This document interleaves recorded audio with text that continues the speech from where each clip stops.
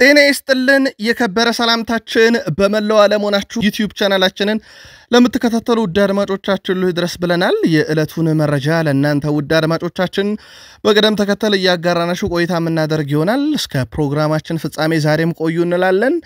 በዛሬው ዕለት የአውሮፓ ሻምፒዮንስ ሊግ በርከት ያሉ መርሃ ግብሮች ይደረጋሉ።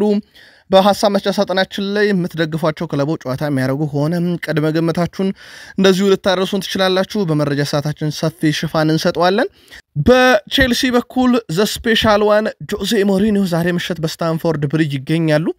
ለየት ያለ መረጃ ይዘናል ከዚህ ጋር ያይዘን ከዛም በተጨማሪ ስለ ቼልሲ አንድ በጣም ለየት ያለ እስካሁን ያልተነካ አንድ ሪካርድ እንነግራችኋለን።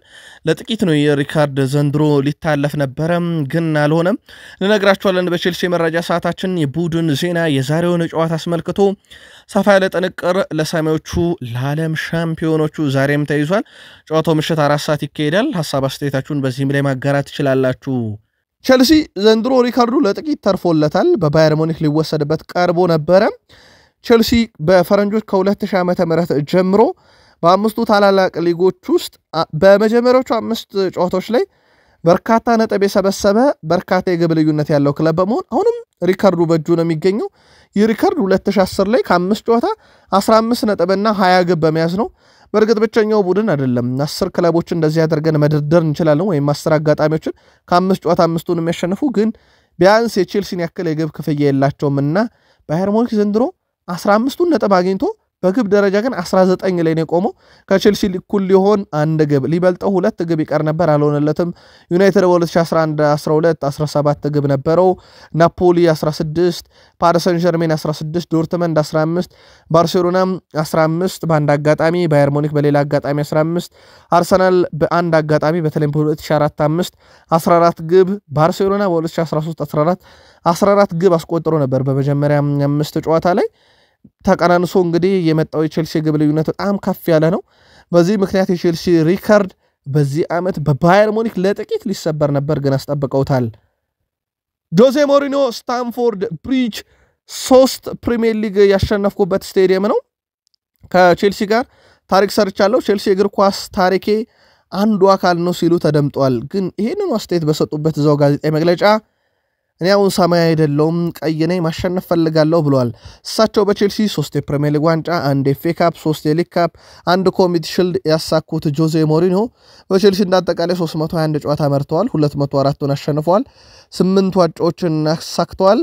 ቼልሲን ከ50 ዓመት በኋላ ወደ ሻምፒዮንነት ያመጡ አሰልጣኝ ናቸው። በዚህ ረገድ በብዙ ሊወደሱ ይገባል። ቼልሲ ቤት በትላንትናው ጋዜጣዊ መግለጫ ላይ ከቼልሲው አሰልጣኝ ማሬስካ ይልቅ እንግዳውን ቡድን ጆዜ ሞሪኒዮን ሊያናግሩ የተገኙ ጋዜጠኞች ቁጥር መብለጥ ደግሞ በሂደቱ ላይ ትንሽ አነጋጋሪ ነበር። ከቡድን ዜና ጋር በተያያዘ ኤንዞ ማሬስካ ትላንት ከሰጡት ጋዜጣዊ መግለጫ ለማስታወስ ያክል ቼልሲ ደጋፊዎች አንደኛው ኢስታቪዮን በተመለከተ ነው። በቡድን ውስጥ አሁንም እድል እንደሚያገኝ ጥሩ ነገሮችን እንዳዩ ገልጸዋል። ከዛ ውጪ እሳቸውም ቡድን እንግዲህ ይሄ የፕሪሚየር ሊግንም የሻምፒዮንስ ሊግንም ዋንጫ የማሸነፍ አቅም ያለው ቡድን ስላለን ዘንድሮ ለዋንጫ የምንጮትበት ዓመት ነው ብሏል። በተለይም ቡድናቸው ባለፉት 6 ወራት ያሳየውን ብቃት እንደ ንጻሪ አንስተው ይህንን አቀርበው ነበረ ማሬስካ። ከዛ ውጪ ከቡድን ዜና ጋር በተያያዘ ጉዳት የገጠማቸው ተጫዋቾች እንደነበሩ ይታወቃል።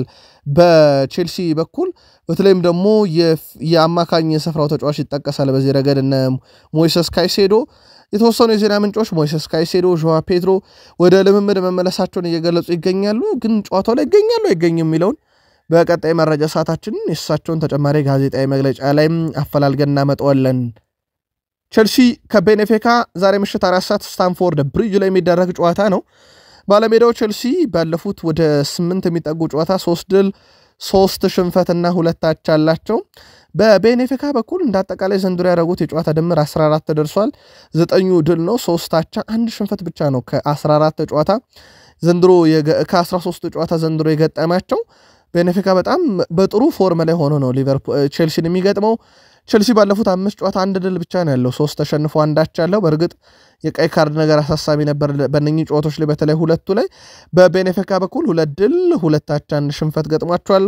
በእርስ በርስ ግንኙነት ቤኔፊካ ቼልሲን አሸንፎት አያውቅም። 4 የተገናኙ አራቱንም ቸልሲ አሸንፏል 4-1 2-1 2-1 እና በአንድ ጨዋታ ደግሞ ወይም በአንድ አጋጣሚ 1-2 አሸንፎታል ቸልሲ ስለዚህ ቤኔፊካ ቸልሲን ለመጀመሪያ ጊዜ ለማሸነፍ ቸልሲ ደግሞ ዛሬ አሸናፊነቱን ለማስቀጠል የሚደረግ ጨዋታ ነው ምሽት 4 ሰዓት በስታንፎርድ ብሪጅ ይደረጋል ቅድመ ግምታችሁን በጨዋታው ዙሪያ ልታደርሱን ትችላላችሁ ጆዜን መግጠም ክብር ነው ጆዜ ቸልሲ ጨምሮ የበርካታ ታላላቅ ክለቦች ሌጀንድ ነው ስለዚህ እሱን በተቃራኒ መግጠም ክብር ነው ብለዋል ኤንዞ ማሬስካም ከቤኔፊካ ጨዋታ በፊት በሰጡት ጋዜጣዊ መግለጫ በጣም የሚያስገርመው ነገር ይሄን ጋዜጣዊ መግለጫ ሲሰጡ ከጎናቸው በትልቁ የጆዜ ሞሪኒዮ ቸልሲ ሳሉ ያነሱት የአውሮፓ ሻምፒዮንስ ሊግ ዋንጫን የያዘ ምስል ተለጥፎ ነበርና በጣም አስገራሚ ግጥምጥሞች ነበረ ጨዋታው በዓለም ክለብ ዋንጫ ከቤኔፊካ ጋር ካደረገው ጨዋታ ፍጹም የተለየ ነው የሚሆነው ምክንያቱም ጆዜ አሰልጣኝ አድርገው ቀጥረዋል ስለዚህ ጨዋታው እንደ ክለቦች ዓለም ዋንጫ ጊዜ ሆነም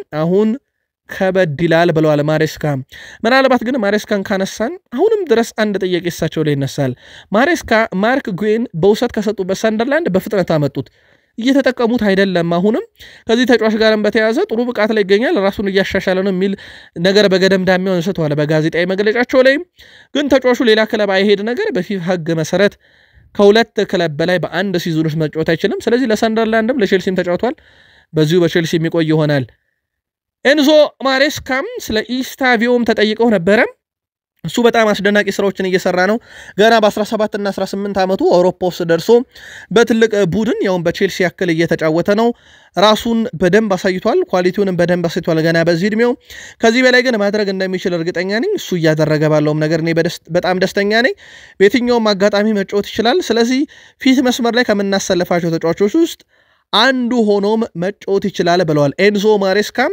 ከኢስታቪዮ ዊሊያን ጋር በተያዘ በነገራችን ላይ አሁን ፓልመር የለምና በቡድን ውስጥ ስለዚህ የኢስታቪዮ በነፃነት የሜዳ ክፍሉን የማግኘትና በቂ የመጫወቻ ደቂቃን የማግኘት እድሉ እየሰፋ ነው የሚመጣው እሳቸውም ከፊት መስመር ካሉ 5 የማጥቃት ባህሪ ከሚኖራቸው ተጫዋቾች ውስጥ አንደኛው ኢስታቪዮ መሆን ይችላል ብለዋል ሊጉንና ሻምፒዮንስ ሊጉን እያሉ ነው እሳቸው የሰማዮቹ ዋና አሰልጣኝ ኤንዞ ማሬስካም ከቤኔፊካ ሻምፒዮንስ ሊግ ጨዋታ በፊት ከጋዜጠኞች ጋር በነበራቸው ጨዋታ ከቸልሲ ጋር የአውሮፓ ሻምፒዮንስ ሊግ እና የፕሪሚየር ሊግ ዋንጫ ማሸነፍ እንደሚቻል ተስፋ አድርገዋል ባለፉት 6 ወራት 5 ጨዋታዎች ብቻ ነው የተሸነፍነው አራቱም በቀይ ካርድ ተጫዋች ሲወጣብን እንጂ ከዛ ውጪ ቡድናችን ምርጥ ነበር ብለዋል በእርግጥ በ6 ወር ውስጥ ከተሸነፉት ሽንፈት 5ቱ አራቱ በጎዶሎ ተጫዋች ነው ሰሞኑን እንኳን ሁለት ሽንፈት ቢደርስ ሁለቱም በቀይ ካርድ እንደሆነ ይታወቃል ውድ ዩቲዩብ ቻናል ቤተሰቦቻችን ዛሬ በአውሮፓ ሻምፒዮንስ ሊግ ምሽት የምትደግፏቸው ክለቦች ጨዋታ የሚያደርጉ ከሆነ